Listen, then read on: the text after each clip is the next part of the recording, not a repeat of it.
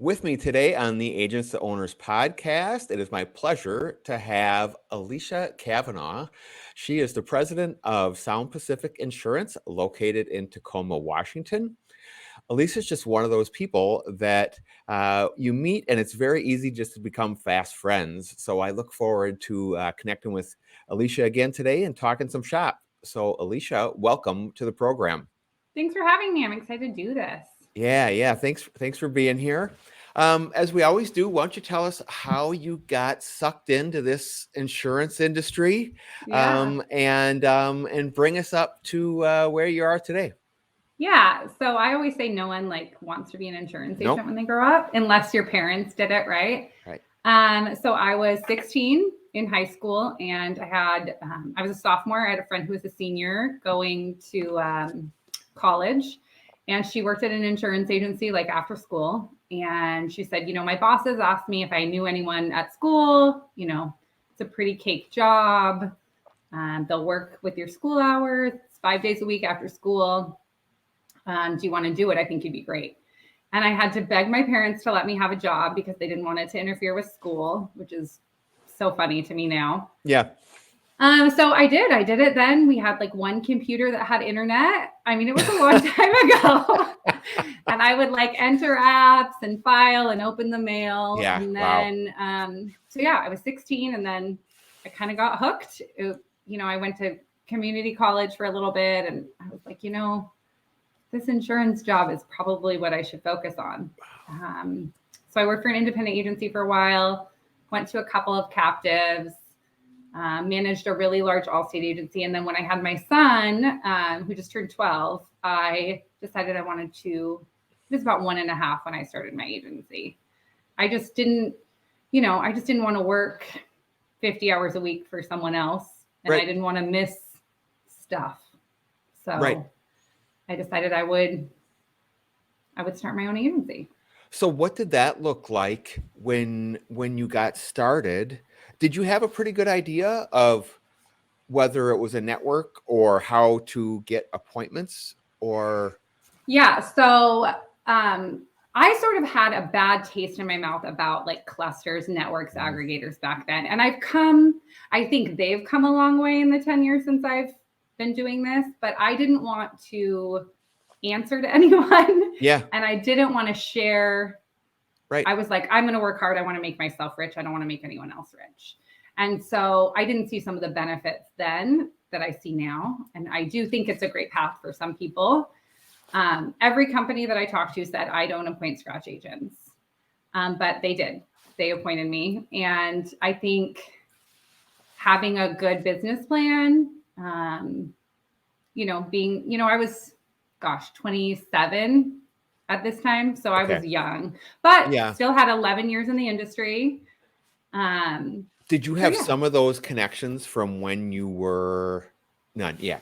I didn't know anyone. They're generally not letting the 16-year-old talk to the rep.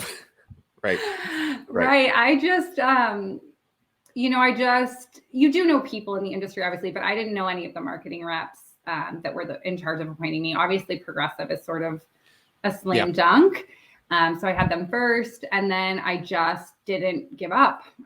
When they said no, it probably took me 4 months to get everyone on board.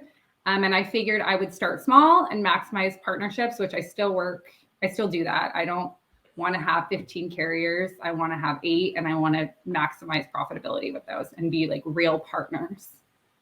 Yeah. So I suppose, and being a new mom, it was something that would you just, start a little bit slower and just kind of work into it, or you just jumped right in? No, I was like, keep your head down, work hard, 60-hour work weeks. But you know what? When my son was sick, I took the day off. I just did it. I knew that if I worked hard in the beginning, that I would be able to ease off the gas as things got going. So I would say probably 2 to 3 years of a lot of long weeks, hard days. I always say blood, sweat, and tears. Yeah. And then now I can, take the day off and go to assemblies and basketball games and all the things. Which is what you as a new agent, that's absolutely what you have You have to to. do. Have to do. Yeah. So that was, sorry, when you started Sound Pacific, that was, what year was that? 2010, March of 2010. Okay. Yeah. So what then, how did you get started with writing business then? Did you buy leads? Did you have a telemarketer? Yes. How did you grow? So at that point I was buying leads, which I would not recommend. Yeah. I know that works for some agencies. It was not successful for me. I mean, Okay. It's not that I wasn't selling the leads. It's that I was getting the kind of business that I didn't want. Yeah. I think you're so hungry when you start from scratch. Right. And I mean, really, you're going into debt. I was. It's not like I had, $500,000 to rely on. So I did leads. Which I think was bad because I was getting the wrong kind of customers. I did a lot of captive referrals because I have captive relationships. I still get a lot of those.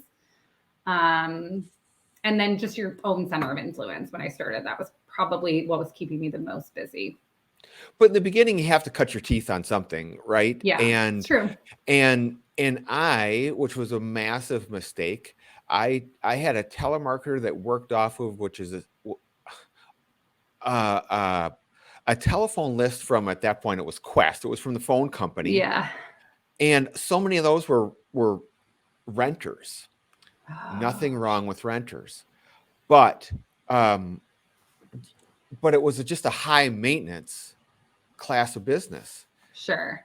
And we needed some income. And at that time I was a captive carrier, so you had to have a certain amount of what they called sales count. So you're playing that game, but that was the complete wrong way to go about it, and you don't always know, and somebody doesn't always give you a playbook that says, go after loan officers. These are the accounts that that you want to target, the families and such. So we all have to cut our teeth somewhere. Absolutely. So let's fast forward to now. How is your agency generating new business in today's market? Yeah, so we Facebook groups, which is like an old Dave Jackson thing. But yeah, Facebook groups, I get a decent amount of referrals from like the neighborhood. I live in a town of about 30,000. Yep. So we get some of that, which is hard to pass on to others. Sometimes that's hard to like delegate to your team, right? Because they want the person that they're seeing being active in those groups, and not everyone that is on my team is active in that particular group. They don't live there. So we do that. Obviously, loan officers, customer referrals. I still get captive agents. We get probably 4 or 5 policies a month from Advisor Evolved, our website. Okay. We do have some leads from one of our carriers. Like they're like warm leads, like the customer goes to the website. Yep. And then we get those leads. You brought up an interesting point there with the Facebook lead, which is something I'm in the process of transitioning now, which is, when I get a referral to me, I'm producing less and less as the agency owner, really very little. And so when I do get a referral, especially from whether it's a friend or a family, that can be delicate to refer that over to someone else on your team, because ultimately they want to deal with you. My question is, what kind of role are you handling in your agency? Are you still kind of doing a little bit of everything, or are you still producing some? I do produce a little bit. I try not to, but again, it can be delicate to move people away. I mean, I kind of feel like as entrepreneurs, we're always doing a little bit of everything. Yeah. I do try to work on the business more than in the business, but sometimes I'll look back at my week and do just, sort of an inventory of how I spent my time, and I'll go, ooh, this was not the best use of my time. And how I try to break it out is, how much do I pay myself? Is that task worth whatever? If that task took me an hour, was that task worth X amount? Yeah. And that has been super helpful. I can't remember who gave me that tip, but that has been super helpful for me. Saying it does not make sense for me to be spending an hour on this task when I could pay someone less to do it. Yeah. Specifically, I guess let me ask you this. So what kind of tasks then are you working on the business? What are you focusing your time on there? Like marketing, technology. My tech stack is a hot mess right now. So like I would say right now, that's my top priority, is figuring out some of my technology gaps. But yeah, marketing is a big thing. I try to go out to the captive agents and have FaceTime. I always tell this story of when I was like probably 18 months in, one day, I went and brought pizza to like 6 captive agents for lunch within a small area. And that day we wrote 10 pieces of business from the phones were ringing while I was gone. And so since then I really try to do FaceTime where I'm just in front of people, talking to them, catching up, not even talking shop, just saying, you know. Yeah, building a relationship. Yeah. That makes a difference, doesn't it? Such a difference. I've noticed that, especially with my main producer. Every time that he goes out, miraculously, you get referred one. It's like it's just stirring their memory. Oh yeah, I work with Brian and Brad. It's almost every time.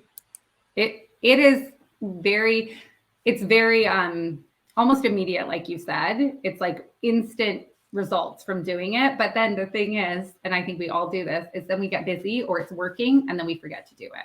Or COVID really kind of, our area was really locked down. And so that has been really hard to get back into. And now a lot of people are remote. So now it's like, we need to schedule lunch, or I need to take you to coffee, those types of things. Yeah. Yeah. And you have to, but it's one of those things you have to force yourself to do and almost time block for it. Otherwise it won't happen. 100%. It's got to be like on your calendar to set the reminders. For sure. Yeah.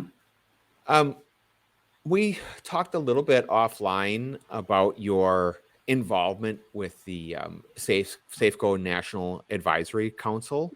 Yeah. And I know you've been involved for some time on their advisory councils. What has that experience been like for you? Yeah, it's amazing. I would recommend every agency owner getting involved with one of their top carriers' councils. Safeco's council, so they do regional councils, and then you're elected to vice president. Then the next year you become president, and the vice president and the president go to national council. So you're with other presidents of the region, and you're in the room with top executives that are really listening. I've seen countless changes come from the council. I mean, when the council comes to them and says, hey, this is a problem, on a regional level, I've seen it for, I think I've been on the council for 5 years regionally. This was my first time in Boston, but I was at the National Council virtually last year. Okay. And then I got elected to president this year, or I guess I'll be vice president in 23 and president in 2024. So I've got a lot more on it's cool because you're connecting with other great agency owners, which is always the best part of this industry, I think. And then the real change that happens is it's just a really cool process. It's been super valuable. And I think Safeco does it the best of any carriers that I know of. Okay. Something from my perspective with Safeco, they seem to be evolving really quickly in terms of with their technology and just the advancement of, maybe their policies or I think they're taking a huge jump into what my own rating is what I consider an A-rated type carrier. It's really been impressive, even from their claims handling process, which has been massively improved. And I know they are working hard behind the scenes with agents and listening. So that's probably been exciting to be a part of. So cool. It's cool to see like the investment in technology, like just simple things, and then being able to see like, hey, here's what we're rolling out. And it's like, this is exactly what we said we wanted. And now you guys are doing it. I really feel Safeco is one of the best, other than our small regionals who tend to be great at partnerships. Yeah. I think Safeco really is like a champion for the independent agent. I don't think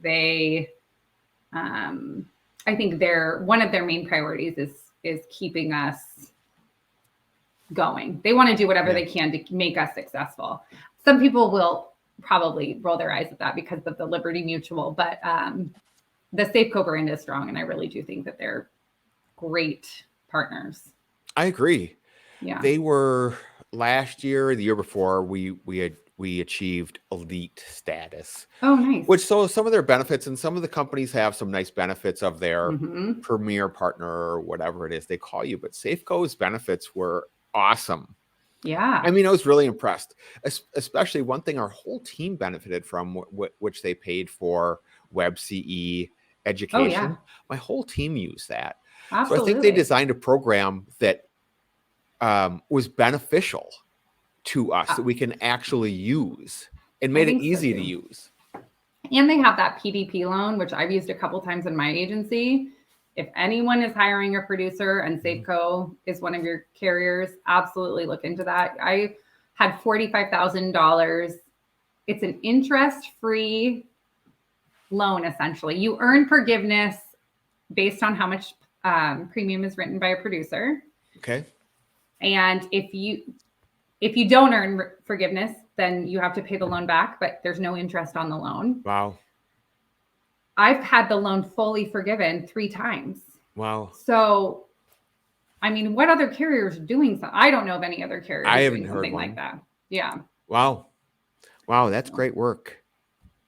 Yeah. That program is, I'm always like shouting it from the rooftops. And I know Safeco isn't as prevalent in some areas, but they're pretty much everyone in the Pacific Northwest. They're like top 2 carriers.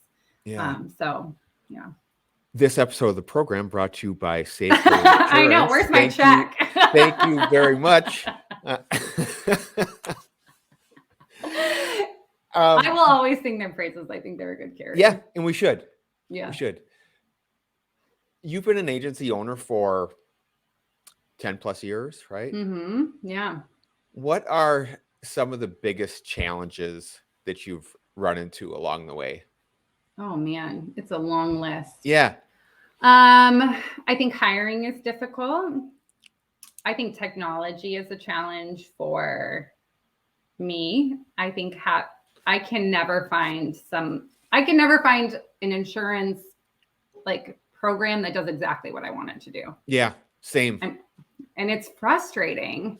We're a large industry. I can't figure out why. But so I would say that's probably some of it. And then I had some loss ratio challenges in the beginning because I would write anything. I think I'm out of the woods on that, knock on wood. That's like bad insurance luck to say my loss ratio is going to improve. Well, especially this year. Right. So you talked a little bit about your tech stack. What kind of things are you using for technology? Yeah, so I need a new CRM. Yeah. That's what are you using? Oh, well, I was using Better Agency, and then I did an agency Zoom trial, which also did not meet my needs. So I just said no to everything. So right now I literally have nothing. I'm using some pipe drive for like a couple of, sorry, my cat just jumped up. I'm using a couple of things. I'm using pipe drive for like a couple of like, it's like a Band-Aid right now. And I'm just not happy with, Better Agency is a great product. And so is Agency Zoom. I just can't find something that does everything I want it to do. And maybe that's a me thing. Maybe I need to adjust my expectations. Could be. And I'm going to give a little shout out to Insured Mind, which I do not use Insured Mind. I use Agency Zoom. Yeah. And, but I did have Rashawn Jaiswal on the podcast, owner of Insured Mind.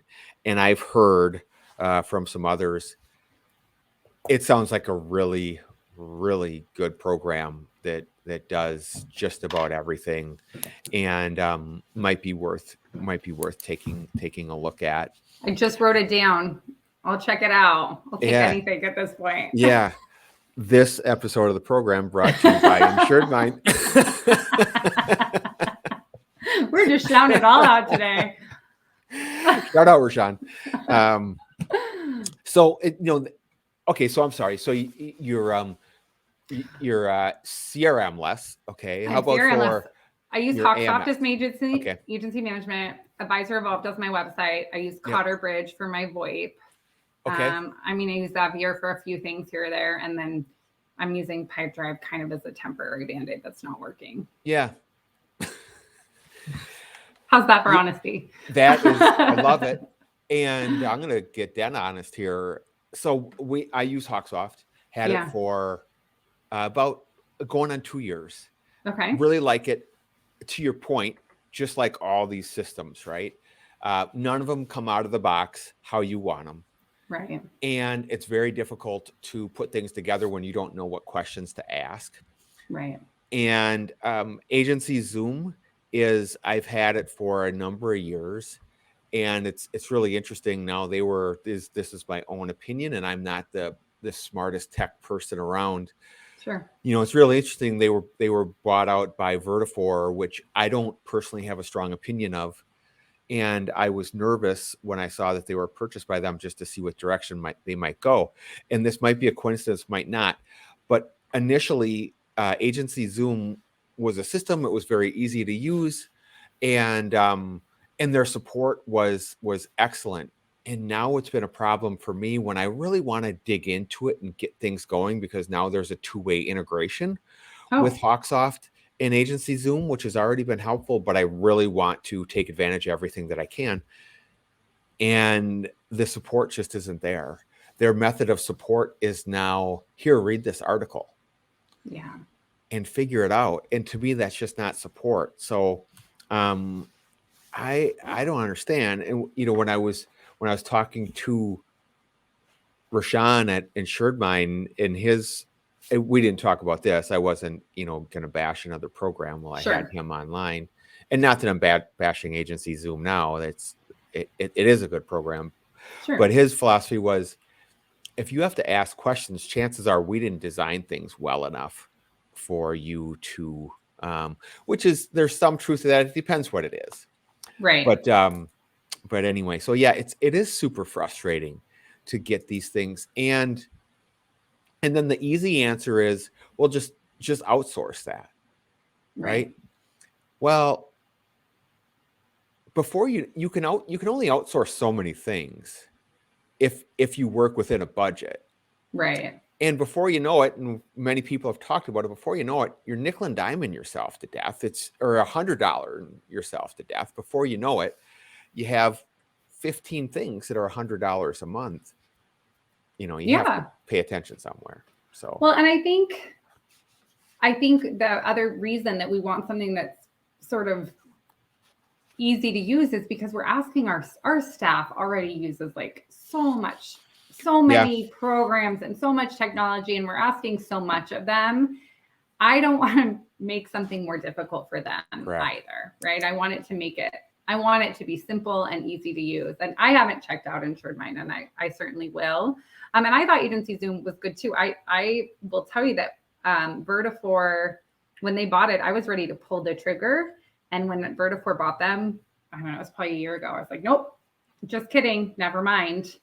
And then I came back around and said, okay, it sounds like things are okay. And not because I've had a negative experience with Vertifor, but it's kind of a dirty word in the independent agent world. Yeah, a lot of people, I have not had a negative experience, but a lot of people anecdotally have told me that they have. And so, anyway, I was talking to Adam Zerwinski about this. There's no program that we can just pull out of the box that's going to do what we want. Like you said, nothing that's plug and play. And so that's probably a me thing where I need to dedicate whatever it is. And yes, you can outsource it, but I also want to be my own voice in it.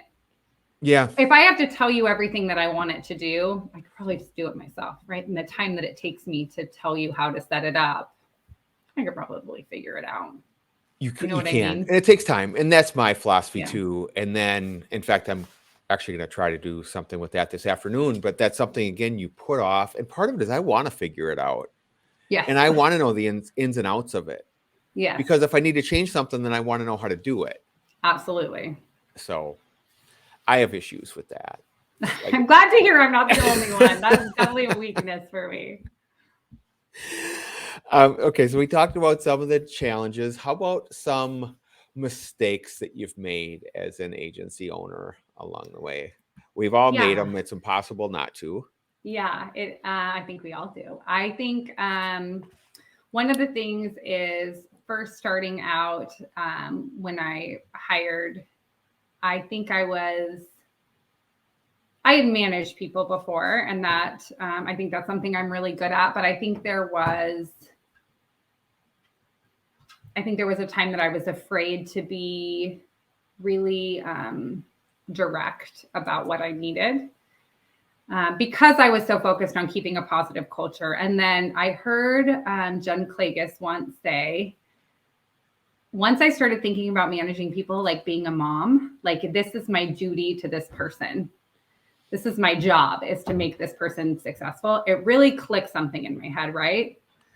Like I have a responsibility to my team to hold them accountable for things.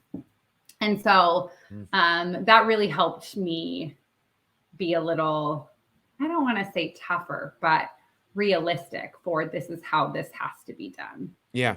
And then there's always a message of how you deliver that, right? Yes. Which is a big thing. You can still be direct and of course deliver the message in a way that is respectful and kind. Absolutely. Yeah. And also I don't hold other people to standards I can't hold myself to, right? So if it's something that I've done and I know how to do and I know what the process is, then I'm going to hold my team to doing that well. So I think that's a place that I used to not be great. I could name a lot of mistakes I've made. I think I didn't have enough. I mean, get out your pen.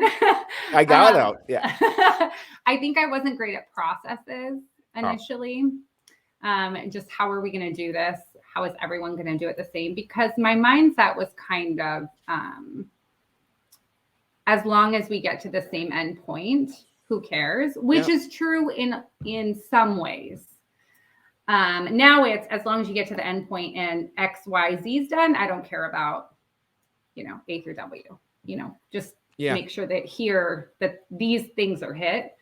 And, my husband, I mentioned this when we were offline, he's a painting contractor. And he's the one who sort of made me realize that, because he was telling me about one of his team members that was not doing things he wanted.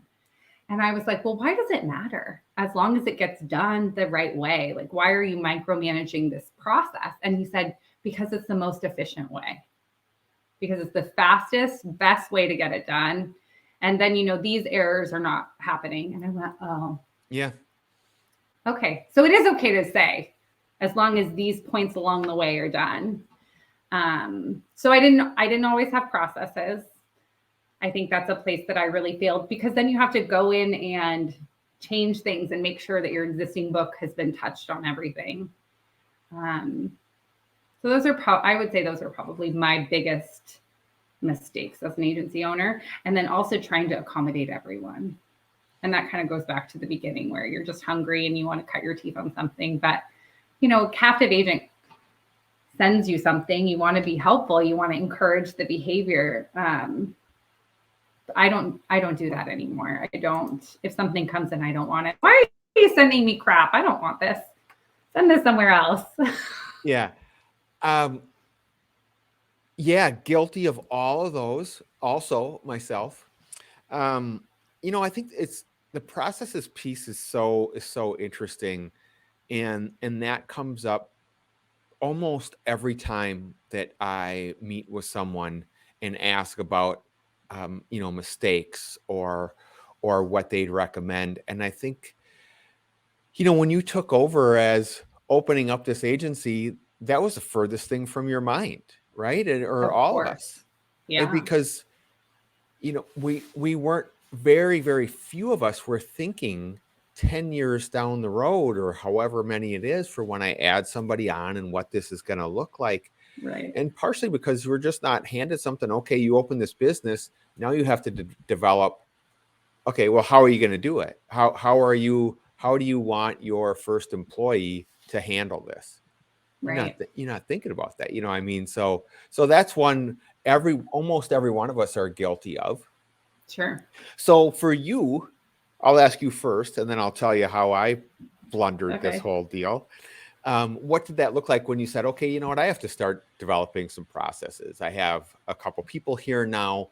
We need to do it, the Sound Pacific way. What does this look like for a car change? How did you handle that?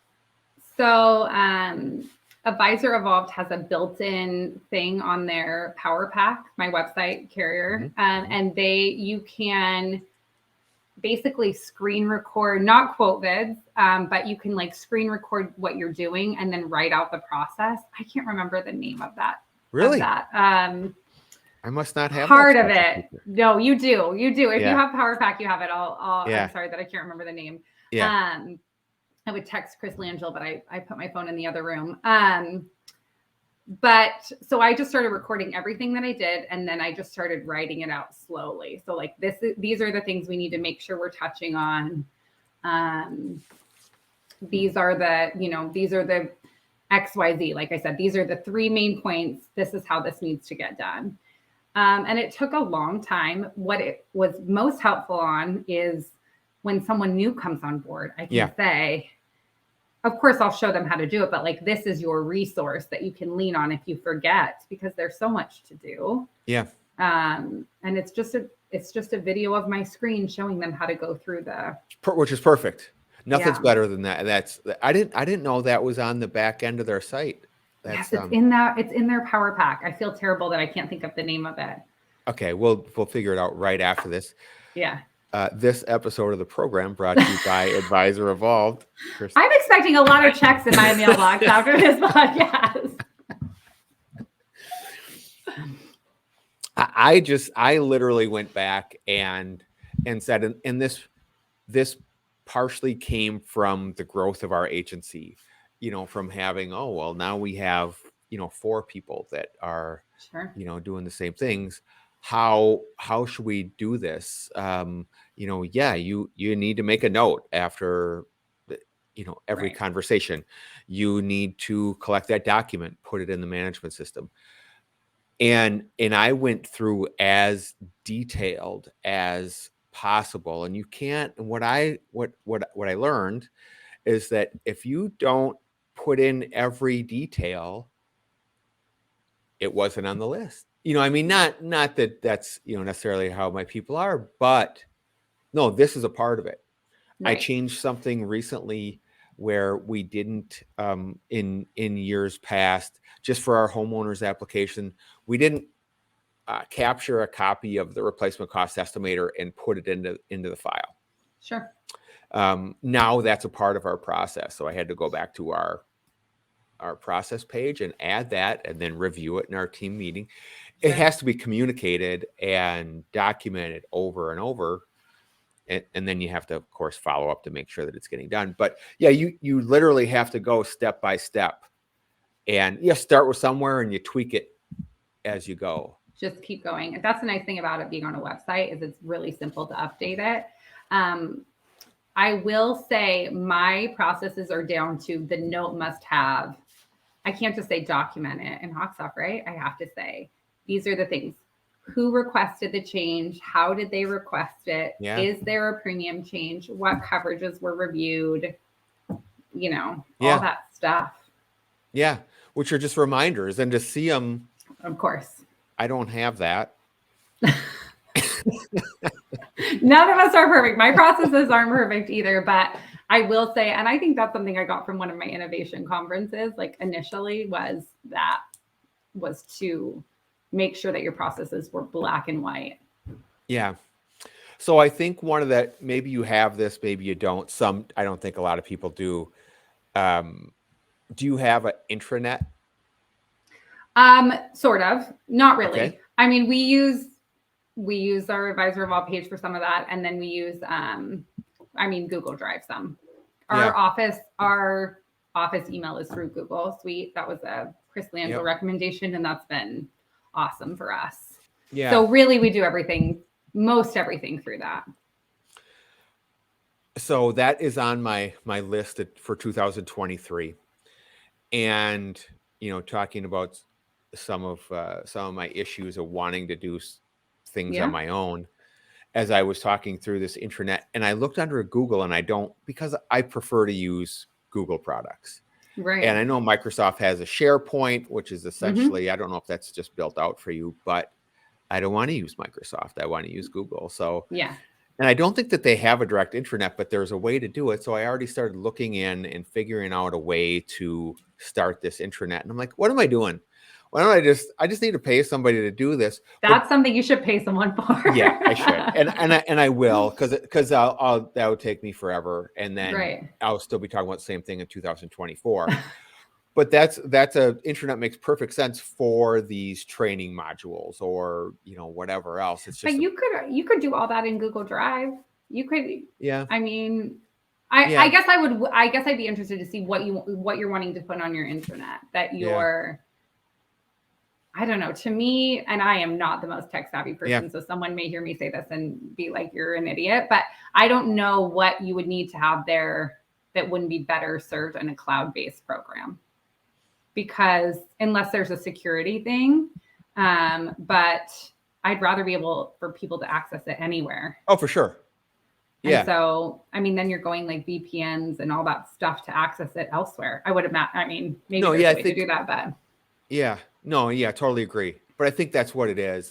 Google has a platform. I can't remember the name of it that I already started on, which is kind of what I like. That you are able to access it for sure. What advice might you have for scratch agents that are early into their career? I would say the harder you work, the luckier you get. Like it? I think that's good life advice. And I would say the first few years are really hard. They're really hard, but it pays off if you're working hard. If you're doing the right things, it will pay off. And I think that this is the best career there is. Yeah. I think being an independent agency owner, I cannot think of a better gig than this. I would rather do this than be anything else in the world. Well, the opportunity is there, right? It's not, you're not being sold some dream that's not realistic. Right. The income potential, the residual income, the freedom, that is all very real, but you have to earn it. You do have to earn it. Right. But I mean, work hard and it happens, right? That's how you earn it. You just work hard. You do the right things. I mean, I think you really see that in the business when you're treating people well, when you're doing the right things, when you're a good person, it's just like anything else in life. I think it comes back around. And yeah, you just work, you just keep your head down and then you get lucky. Yeah. Keep your head down and you get lucky. The harder you work, the luckier you get, right? You work hard, all of a sudden these opportunities start coming up because you've been working hard.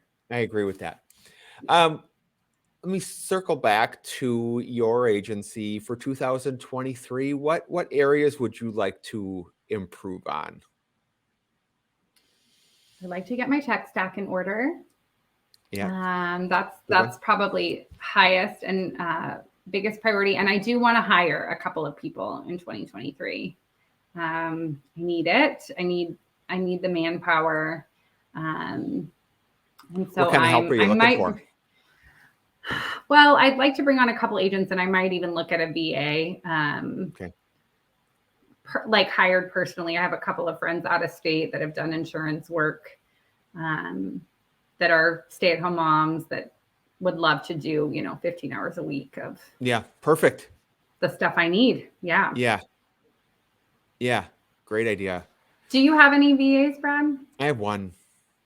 And is it through a company? It's through a company. It's through Safeco.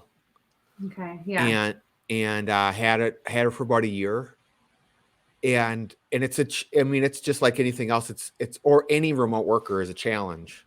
Or something you're not used to, especially when as a part of my regular training program is to shadow somebody else and to have my staff go over our processes. Right.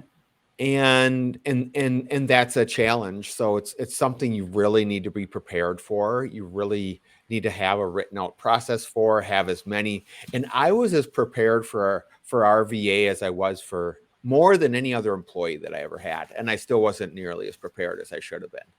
Sure. And you simplify things, but it's, for my experience, it's gone very well. And the value, I didn't know that I would find as much value in it as I have. That's great. Yeah. And a lot of part of it is there's things that you put aside, whether it's file cleanup, or I've always had kind of a back end job for her to do in Hawksoft of file cleanup, whether it's duplicate files or whatever, just cleaning up a lot of the data, which has been a massive help, or cleaning out our, we use Insured Sign for our e-signature. Yeah. That can get clogged down for years if you're not careful. That stuff's important. And it's easy to get brushed aside. Plus, I mean, I have her doing a lot of different things. So it's been it's been really, I'm pleasantly surprised with how much value it's brought. How many hours a week does she work for you? 40. Like how many hours? Oh, wow. She's full time. Yeah. Yeah. I would love someone. That's why I think I want to bring a VA on. I would love someone to do all that data cleanup and, just those mortgage changes, right? Like all that stuff that I'm like, why am I having a licensed person do this? Oh, for sure.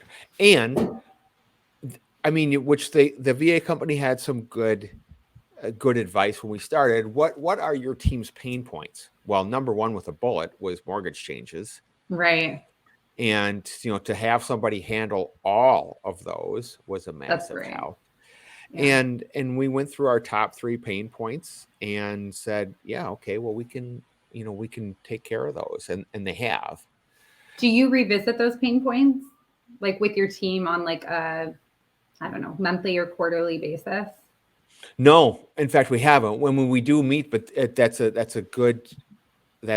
very good question, even for our next meeting. It's just, and it hasn't been brought up. I'm always talking about, what can we have? Rhubarb is our VA's name.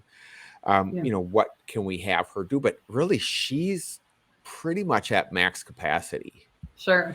And it's taken a long time and every team is going to be different, but it's taken a long time for our team to kind of gain that trust. And I don't know if it's because, it's someone they've never personally met, or maybe because, she's in a different country. I'm not sure. It just took a while for that trust to be there and for our team to even send work that way. But once they really liked it. Just like I learned to really like to distribute things once I started doing that. Right. Yeah, absolutely. I can send this, car change over there and it's off my desk. And it's done. Yep. Yeah. Yeah. I asked that question. What's the hardest part of your job? I ask that question at least once a month, probably more like every 2 weeks. Like what did you not like about your job this week? What process do we have? And a lot of times, because I ask so much, I kind of get like an eye roll on that one. But I think that sometimes it's really easy to fix that. I mean, when I was managing an all-state agency, I walked into an office and I saw the receptionist and she was going through these payment receipts. I said, Shauna, what are you doing? And she said, oh, I'm just making sure that all the payments that we took yesterday are applied correctly. And I said, oh, do you do that every day? It was in a high traffic area, right? Lots of foot traffic. I said, do you do that every day? She said, uh-huh. I said, how long have you been doing that for? She said, I don't know, like 3 years. I said, wow, has one ever come back not applied properly? She said, no. I said, oh, well, do you like doing it? She said, no, I hate it. I said, okay, well, you don't have to anymore.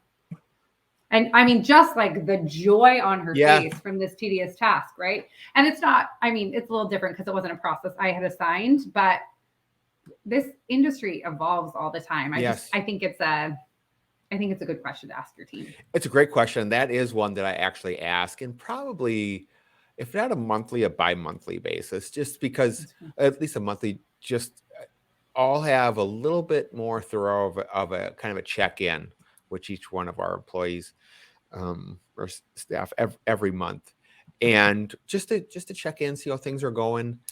And like one of our answers was the mail. I really can't stand doing the mail, Well, we rotated around, it's one of those things. Yeah. But we have to check the mail. Yeah. Unless you have someone that's like, I love the mail, then you could be like, great, Yeah, this is your job. No, you're correct. That is a great question to ask. And it just shows you care, that you're listening. Of course. Yeah. Because we do, right? I Yeah, don't want anyone to hate we do. their job. Yeah. No, exactly. Exactly. And if we can help improve, standing. Hey, I want to be respectful of your time. This has been fun, which is what I expected. So thank you so much for being with me today. Thanks Everybody for having else, me. Thank you for listening to another episode of the Agents to Owners podcast. Elisha, it's been an absolute pleasure, and can't wait to connect again. Thanks for having me, Brad. All right. Bye. Bye.